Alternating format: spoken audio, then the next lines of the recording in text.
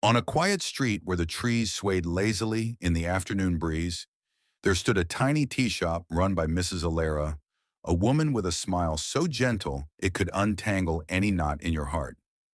Her shop wasn't grand, just four round tables, a counter lined with mismatched mugs, and shelves filled with jars of tea leaves that smelled like distant gardens in summer rains. But what made her tea special wasn't the flavor, it was how it felt, like being wrapped in the kind of hug that makes you close your eyes. One rainy afternoon, a boy named Jonah wandered in.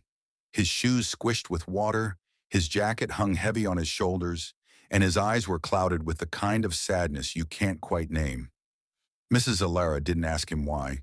She simply guided him to the coziest chair, draped a knitted blanket over him, and placed a steaming cup of honey lavender tea in front of him. "It's not magic," she said, sliding a plate of warm scones beside it. "But sometimes comfort doesn't need to be." Jonah took a sip. The warmth spread through him like tiny lights turning on in a dark room. They didn't talk much, just listened to the rain tapping the windows.